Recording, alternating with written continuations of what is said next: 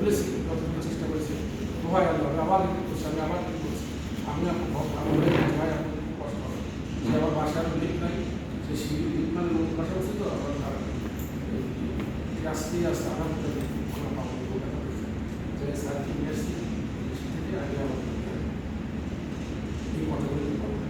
আমরা কিন্তু বঙ্গবন্ধু কিন্তু হারাবো না, বঙ্গবন্ধু যেটা আছে আমি কীভাবে তারপরে আবার নিয়ে এসে টুঙ্গিপাড়া গেল, টুঙ্গিপাড়া গিয়ে সাধারণ মানুষ 570 সাবান বিক্রি করে লাল লাল সাবান দিয়ে তারা কষ্ট করে বঙ্গবন্ধু কি মনে ছিল।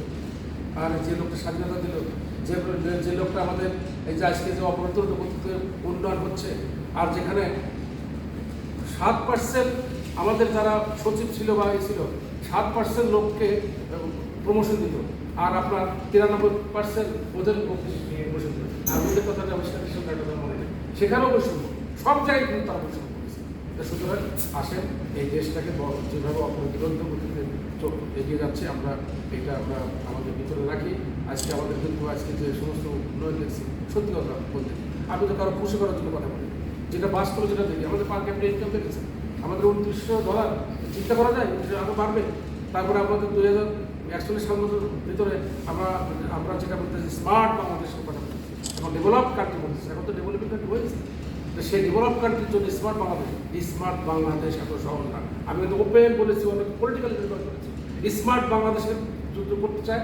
স্মার্ট বাংলাদেশ মানে কিন্তু এইটা নয় যে আপনি জমি একটা শাড়ি করে আপনি টাকা নেবেন, আপনি মনোবিদ্য থ্রেড করবেন, আপনি মোটরসাইকেল ধুলা উড়ে চলে যাচ্ছেন, আপনি ইয়ে করবেন, আপনার একজনকে আপনি পাশে করতেছেন, এটা কিন্তু স্মার্ট বাংলাদেশ।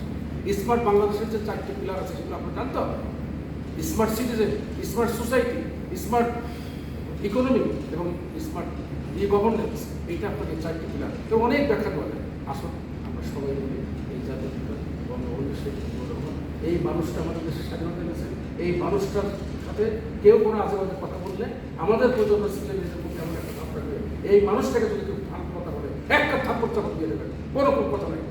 অন্য যা তারা তাই বলে, যদি কেউ দুর্নীতি করে তার তাই ভাব লাগে নিতে হবে।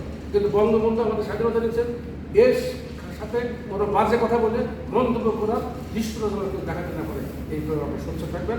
আমি পুনরায় এখন যারা আমাদের বঙ্গবন্ধু মারা গিয়েছেন এবং অন্যান্য যারা শহীদ হয়েছেন তাদের সবার আত্মা কামনা করে এবং আপনাদের